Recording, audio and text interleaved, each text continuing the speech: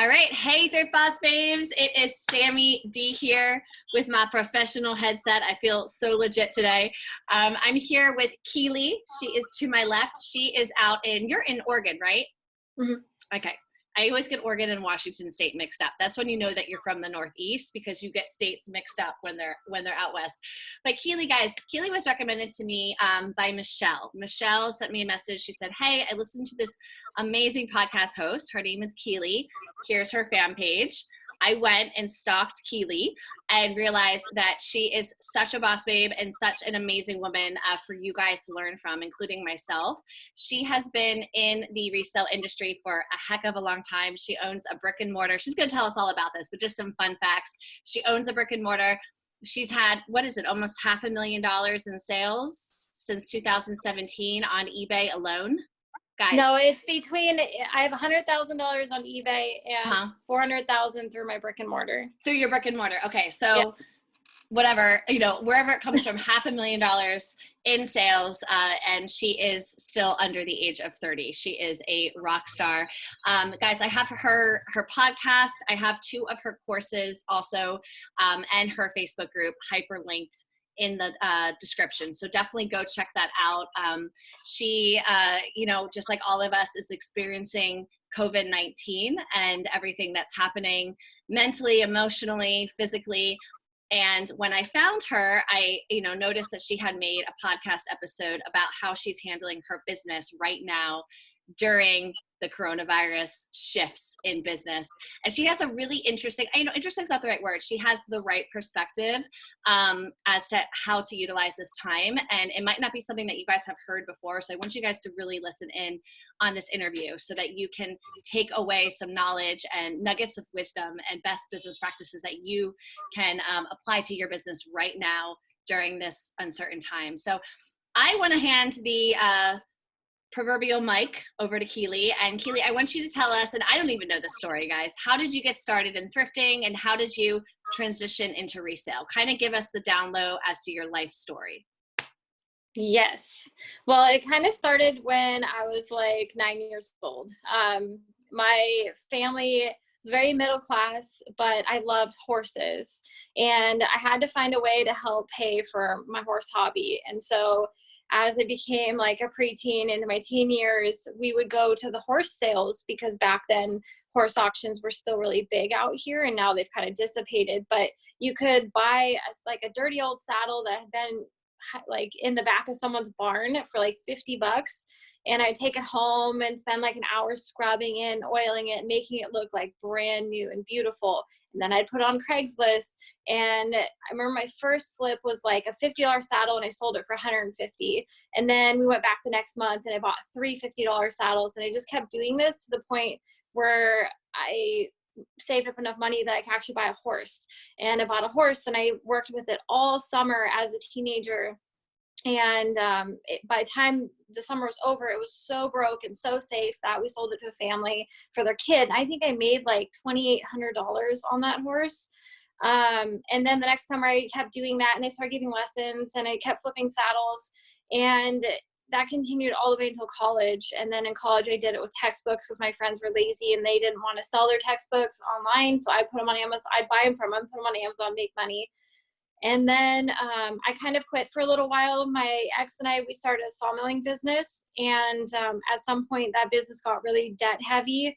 And I was just like searching for something that I could do on the side to make money. So I drove a school bus for a while. So I joined some multi-level marketing companies. And then I ended up with all of the inventory from those multi-level marketing companies. I did like Arbonne and I did Little Rose, had all this product that I couldn't sell it because I was tired of like hustling it. And so I decided to put it on eBay. And then I sold it so incredibly fast that I was like, well, what else can I sell? And so I went around my house and I like sold extra bridles and horse stuff that I didn't need. I sold clothing. I just sold like all this stuff. And then I ran out of my own things. I was like, well, I really liked having the money coming in. And I started going to garage sales and I started crafting and upcycling. And then we started looking at like furniture flips, like doing the chalk painting. And then I got this opportunity because I was looking for like an antique mall to put all my stuff in, the bigger things that weren't, were hard to sell on eBay, but there wasn't really anything local. And so there was a thrift store here, and it was in the building that I actually ended up buying. And it was the messiest, most chaotic hippie type thrift store you'd ever been in. Like there'd been stuff there for 12 years that they didn't sell. They never sorted anything. It was just a mess. And they were going out of business because, they just hadn't been running their business well. And so I came in, the guy that owned the property was foreclosing on them and everything. And I came in, made an offer, and I bought the building and the place as is with all the clutter. And because we had a construction business in the sawmill, we fixed it up and turned it into Bend in the Road consignment and vintage boutique. And I've been in business almost 3 years now. And that's kind of how it grew. But I always kept my eBay because people would bring me things. Like I had this gorgeous signed Native American turquoise sterling squash blossom necklace, the big ones. And this lady brought it in and it was worth like $3,000. And I knew it wouldn't sell in stores. So we put that online and it sold within a week for $2,500. And she was super happy about that. And we get like, all the things that local people won't appreciate, but the global market will.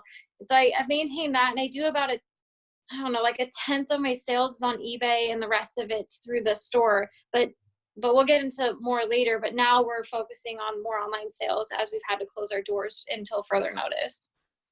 But incredible story. And, I love it because it all really started from a place of passion for your interest, which was riding horses. And it's just like the process of discovering what works sometimes is as accidental as that. And so your consignment shop is in what town in Oregon? It's Hood River, Oregon. So we're an hour River? East of Portland, and Okay. it's very much a tourist town, windsurfing. Mount Hood is really close. So we get the skiers and the snowboarders and a lot of hikers and kayakers and all that kind of stuff. Mm-hmm. Amazing. Amazing. Okay, cool. So so guys, Keely, as she said, not only does she have a brick and mortar background, not only does she have an eBay background, but she has a brick and mortar background.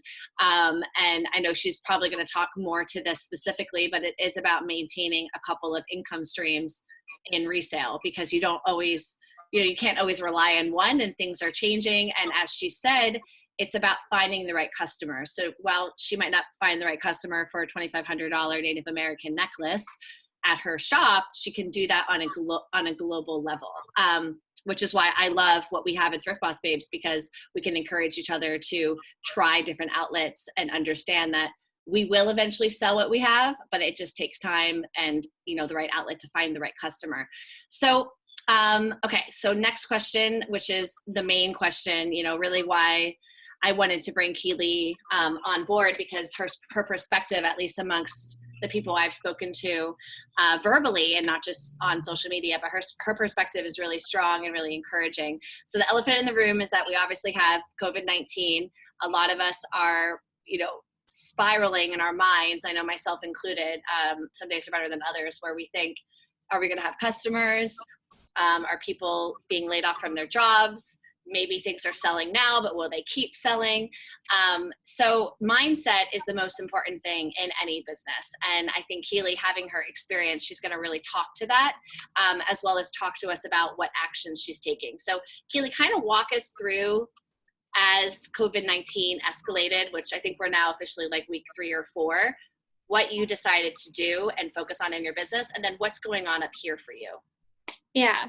Well, I've been in denial for a while. And as I tell you what I've been doing, I'm not going to lie. There's mornings where I wake up and I'm just like, oh my God, what is happening? Like, I've definitely had my moments of freak out. Yesterday, Kate Brown, Oregon's governor, put more restrictions in place, and we decided to go ahead and close until further notice.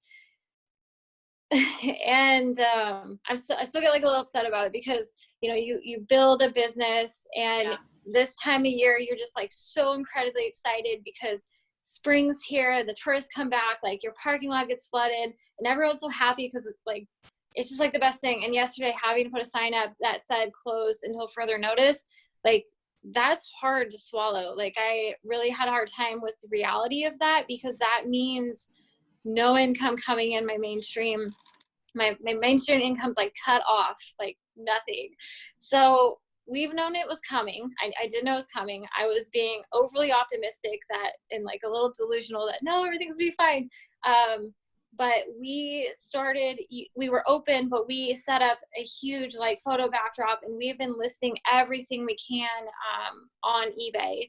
And so my goal is, I normally average about 250 listings. We'll get up to 300 and then go back down to 250, but yeah. I want to get up to 500 by the end of the month, and then get up to 1,000 by the end of April. So I'm still going to have my part-time employee come in 1 day a week, and we're just going to like spend the entire day listing so I can keep her employed at least a little bit, so I don't have to completely lay her off.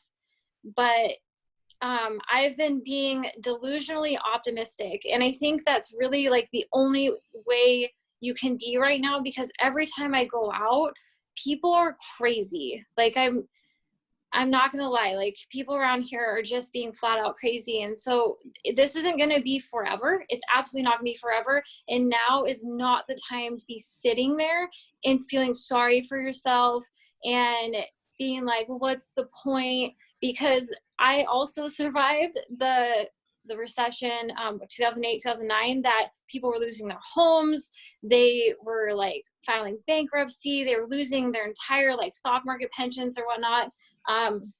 And I had too many horses at the time. No one was buying horses. I ended up giving away a bunch of them. I lost a ton of money, but I survived through that. And the one thing I noticed as someone who always has loved thrifting is there were Goodwills popping up everywhere, absolutely everywhere. And I actually did a Google search before we hopped on to double check what year it was. And if you search Goodwill 2009, you will see like just articles after articles about stores opening in 2009 all over the United States. And that's because during a time of recession, people resort more to secondhand. And we already saw, there's a ThredUp report that they did. We already saw that secondhand was set to double in the next 3 years. Well, now with the recession, it's going to come. We're going to see some sort of recession happen, even with all the global stimulus, but or the economic stimulus plan from the government. But people are going to shop secondhand. They're going to be on eBay. They're going to be heading to stores like mine. They're going to be at the thrift stores. Like, we need to be listing as much stuff as possible and be in people's faces right now, because they might not buy right now. They might not buy, for 3, 4, 6 months, whatever. But if we do the work right now and don't give up, especially with our social media posts, like, we'll be ahead of everybody who's been sitting there binging on Netflix right now. Like, I don't even have a TV. Like, I have a TV, but I don't have Netflix. I don't have any way to watch anything unless I go find my DVD player that I hid from me, because I knew that now was the time to be listing instead of watching TV. Yeah. And I think, first of all, I love this because, guys, when I reached out to Keely, we chatted almost an hour, and this is some of the information that she shared with me, which really woke me up, because I hadn't sat to think about the industry growing during the recession. Like, it's just something I didn't even think of. And she's absolutely right. This is actually probably, there's a couple other industries right now I would say are really thriving, healthcare being one of them. But this is one of the, do-it-yourself industries that will always thrive during an economic downturn. And when I started my YouTube channel, it was 2010, but I started my actual flea market business in 2009. And yeah, it was like, that was when a lot of people were starting to sell on the side. And people were buying, and, it was growing then. So it's going to continue to grow. And I think some of us who are, again, in more of a scarcity mindset, Keely, I'm sure you have people, who are your followers who say this. They're like, well, everyone's going to be selling and everyone's going to be going to the thrift store. And, it's too saturated. The truth is that the more people who participate, the more buyers there are, because remember that other sellers are also your customer. So that helps me if my mind gets like that. Again, some of our boss babes, I'm sure you have the same reference. So changing their death pile to money pile. So what is that pile of clothing that you've never listed or never hemmed or taken care of that you can actually take care of now? So Keely, when it comes to your current eBay sales, I know this is a little bit of a personal question, but what are you noticing, like in terms of purchases on your eBay account right now? Over the last week, I definitely saw like an increase. It's still like, I'm still uncertain. I don't have as much listed as I'd like, but with the new listings I've had, I've definitely seen an increase, and I've seen still people buying a variety of things like antiques, vintage, and clothing. Yeah. Yeah. And I remember you saying that you've sold things that you never thought you would sell. Yeah, they've been in my store for like over a year, and I was Yeah. about to donate them and pull them when I finally like went and organized everything. But yeah, they finally sold, and they didn't make an offer. They just like bought it. I love that. I love that. I mean, that's what we all us vintage lovers, that's why it's so hard to let things go, because we're like, but this might trend again in 2 years. Yeah. Like, I'm trying to think of some like really ridiculous like style that like just used to be fugly, you know, when people would be like, what are you wearing? Because I've worn all types of vintage over the years, you know, like we all kind of look different. But then there comes that day when we have what other girls have, right? From Zara and things like that. And you're like, wait a second, that's from the 70s or that's from the 50s. Like what? Yeah. Okay. So back to, okay, let's see. We've been all over the place. I want to make sure we're staying on track here. Okay. So I know we've talked a little bit about listing. And what I love about you, Keely, is you have such a business mindset. And I know I'm always learning to have more of a long-term business mindset. But what are some sort of admin things that you're taking care of right now that you might normally not have a chance to when you're running your brick and mortar and doing that day in, day out? Well, I'm still incredibly scattered and really busy. So I do need to admin, like focus on the bookkeeping, because my bank called me yesterday and they said that they're offering 4% consolidation loans. And so I'm focusing a little bit because I have overhead. I mean, I have like a $3,200 mortgage, and they're incentivizing us to keep payroll going and all this kind of stuff. And so it's actually a pretty, like, I hate to say that I'm taking advantage of the situation, but I'm taking advantage of the situation. The fact that the banks are giving out extremely low loan rates to consolidate. Normally it's like 8 to 10%, and now it's 4%. And I'm like, yeah. And then the federal loans are like 4% too. And so I hate to take out more debt, but it could be an opportunity to restructure things in a way that there's certainty that I'll be able to maintain and keep going.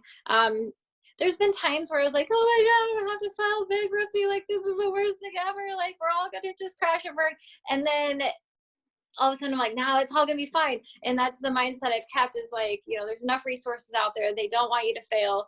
And those of you who just like do it on the side and you're at home, you don't have the same problems that I'm having. But that's just how I'm dealing with right now. Like, I'm being really optimistic. I'm getting the bookkeeping done.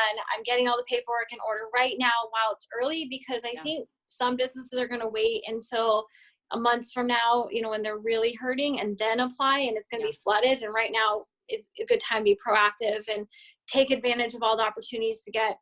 And there might even be some on a personal level for people who have like little side hustles, or they're self-employed in some way, to take advantage of like the lending that banks are giving. And I don't advocate borrowing money or spending on credit cards, but now's the time to really be looking at what your options are if you need it. Yeah. Really, like, the takeaway that you're sharing is that there's always a solution. Yeah. Ultimately. Like there's always, if there's a will, there's a way. I had a conversation last night with my boyfriend, and I told his daughters, I was like, if, we were talking about dreams, and I said, you can, if you want it, you'll get it. And if you don't get it in the future, it's because you didn't want it bad enough.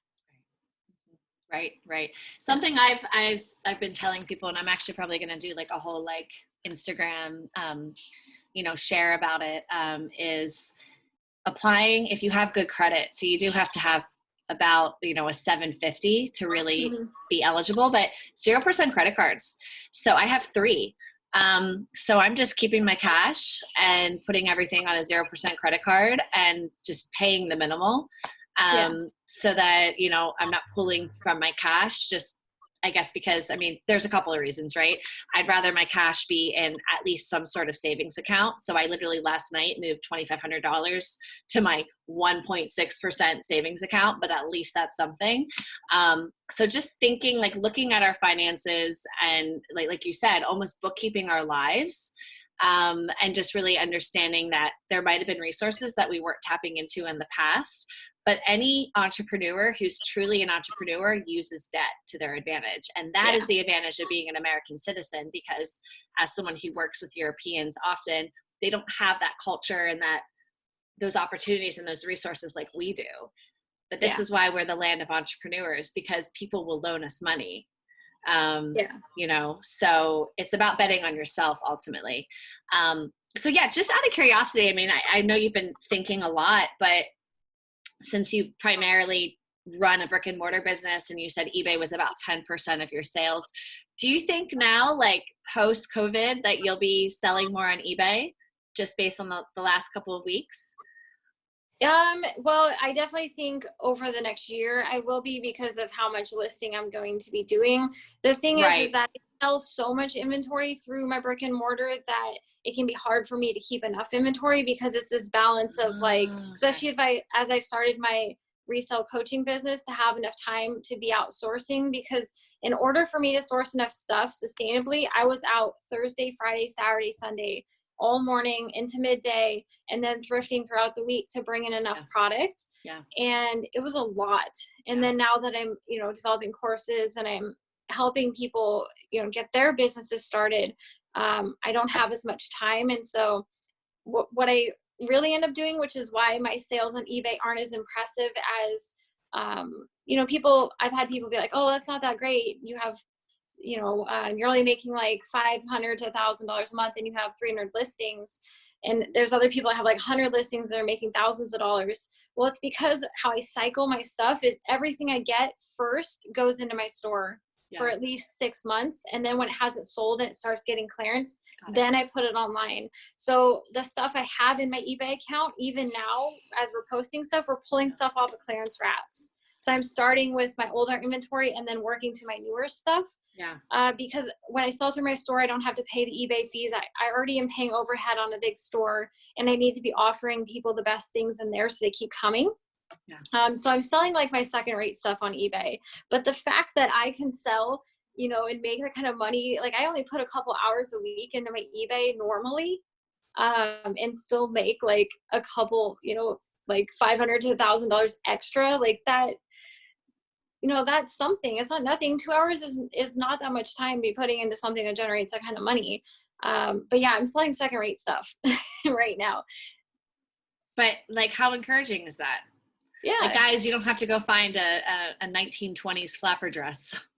No, like, you don't have to find few and far between. But like, you know, that's like what we all want to find. You know, I once found, God, I'm such an idiot. I found, so my hometown has a historic theater. I think it, you know, opened 1730, something like that. And they had a theater sale. This is my tip to all vintage sellers. If you can find a theater sale, because they just have costumes upon costumes that they've accumulated. I'm talking like Victorian ball gowns during this sale. So I picked up a couple of 1920s dresses. And one was so tiny that I think I just donated it because I was stupid and I just didn't think to put it on eBay. Like this, and I'm like, I will never have this opportunity again to find like real flapper dresses, like with the fringe and this, and their sheer and their silk, and they're like, anyway, that's just me sharing. Don't be stupid, guys. But yeah, like you said, it doesn't, you know, you don't have to have the most, what I love about eBay is it doesn't have to be perfect. Yeah. I think Etsy, we have this like, oh, it's got to be perfect because we see these other vintage sellers, Depop too. It's got to be cool. It's got to be whatever. I've got to be a brand. You don't have to be a brand on eBay. It's about money. No. Your photos do need to be attractive where people will stop scrolling and click on them. And so oftentimes I'm actually really like, I don't give out my eBay store to a lot of my following just because Not because it's just because I tell them to go find these better things, and then I'm selling my second rate stuff in my eBay store. Right. And some of them don't realize that it's because I sell my better things to my vintage store. But yeah. My photos are really good.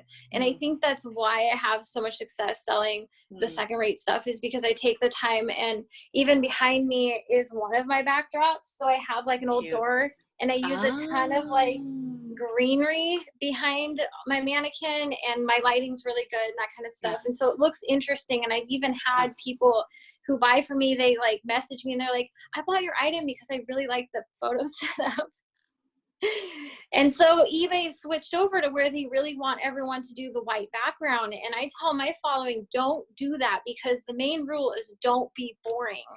And a white backdrop looks like something from an Amazon catalog. It's super boring, and you'll start getting lost in the scroll, especially as vintage sellers. Like, we need it to look like pop and be interesting, because that's what our buyers like.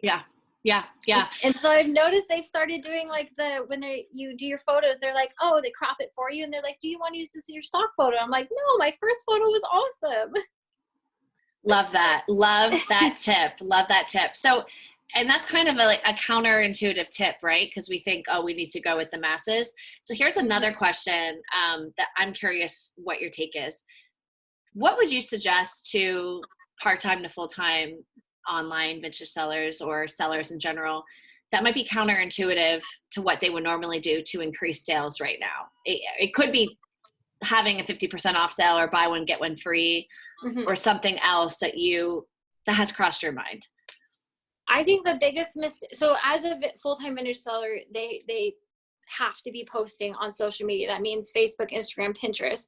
And I think the biggest mistake, and you're an Instagram seller, so you can argue with me about this, but I think Facebook and Pinterest, this is really counterintuitive. Do not post the price in your social listing, because especially if you're a Poshmark seller, the goal is to get them into your store. So your link needs to take them into the store or the item, and have some way to get them to scroll through all of your items. Yeah.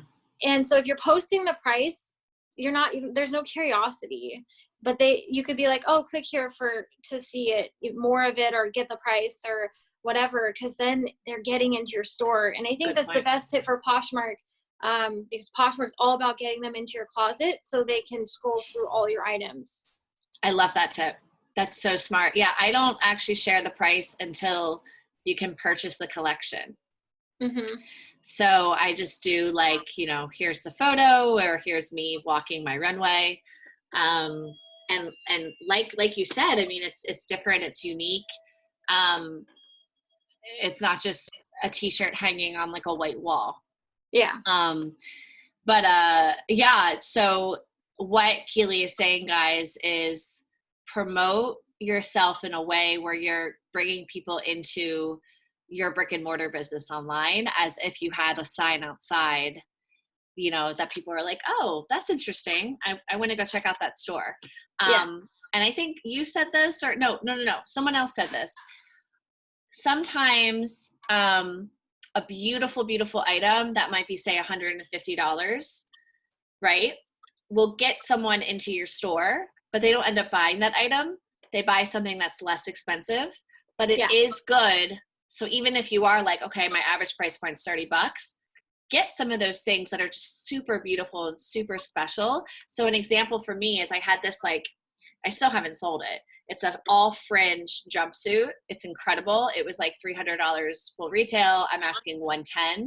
Haven't sold it. I guess it's a little bit too much, but I did really well with that collection because I had that piece that drew people in, right? Where they were like, oh my God, that piece is amazing. What else is in here? But they were never going to buy that piece to begin with. I mean, someone will, but I just have to find the right customer.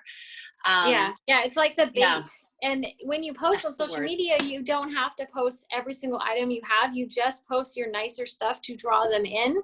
And with the store, when I do my social posts, I'm always photographing the nicer, more expensive things because they're more interesting, but they sit for a really long time. But they make everything else look really nice, even though they're more expensive. They make everything else look nice, and they bring up the perceived value of the rest of your things. Love these words, guys. Bait, perceived value. Oh my God, this is money. Let's see. Okay. We are getting through this. Okay. Keely, I guess really, I mean, we've gone through a lot of information, at least all the questions I had for you. Is there any other advice that you would want to share at this time, or anything that you've shared on your podcast? Yeah, I guess right now the big thing for everybody is don't get it discouraged. Like, I know how discouraging it can be right now to be amongst crisis and be talking to friends who are saying crazy things. And don't look at the news. Don't scroll your Facebook timeline. Like, focus on the big picture and what you want and what's important to you and your family and your vision moving forward, because people need us. They need us to share the things that we find and the things that we're listing and offer the services that we have. And now's not the time to give up. It's the time to be creative and pivot. And maybe what you've been doing isn't going to work anymore. So you have to kind of pivot and be like, no, I'm going to go in this direction. Because I tell you what, like, I've had to do so many pivots in the last 2-3 weeks as everything's developed. Because when it first started, I was like, oh, this is going to be so bad. It's going to get under control. And then more restrictions, the bars and restaurants closed, and then more restrictions. And now we're closed. And, the only thing, like the worst thing you can do right now is do nothing, because at the end of this, you'll look back and be like, I wish I did more.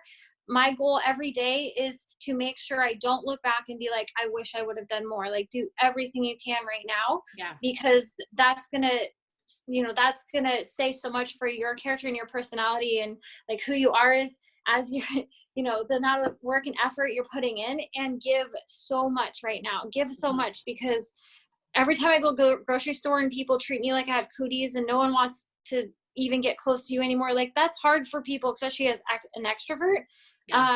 Like, people are hurting right now. We're all having to be locked up in our house. Like, be nice to everyone. Like, we're all going through the same thing. And so just give so much, and think about that as you're selling and sending out your packages. How can you add like a little extra thing to brighten someone's day? And that's not a matter of the argument of like, do I put a gift in or whatever? Like, it could even be a handwritten card that says like, it's all going to be, it's all going to be okay. Like, just keep going, because someone could see that and it could just make, everything for them. Love that. And like, sometimes to take a pivot is really to like level up. And like, for myself, included, I get focused on the same thing day in, day out. I can't do some of those things. And I think you guys can relate as well. So what can you do that maybe has been in the back of your minds, but you haven't had the time?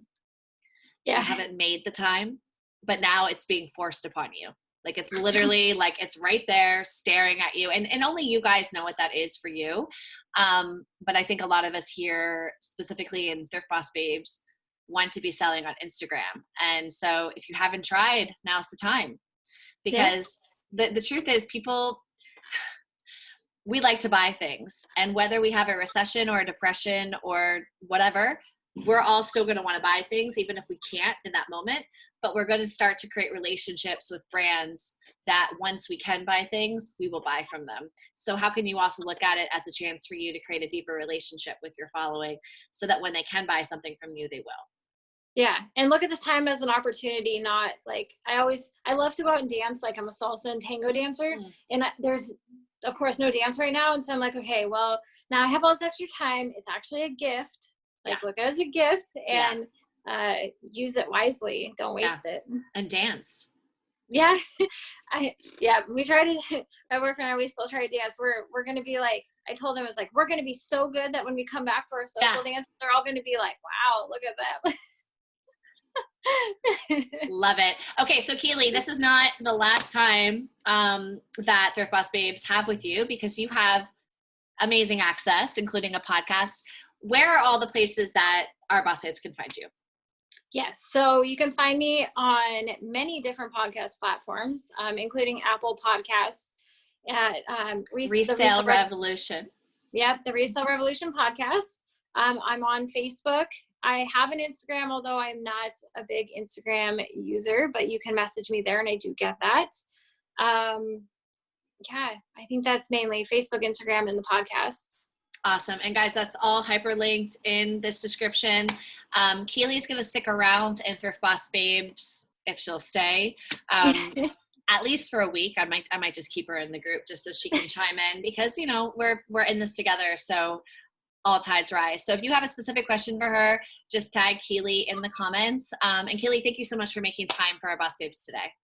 Yeah, and I'm doing a workshop on April 2nd. If you guys are interested in learning on how to sell on eBay, I'm basically doing like a quick start workshop. I have a bigger 7-week program, but right now we're focusing on these quick starts to get people running as quickly as possible. So for an hour and a half, I'll be there live, and you can bring an item that you want to list on eBay, and we're going to walk you through step by step all the little details of listing and selling on eBay.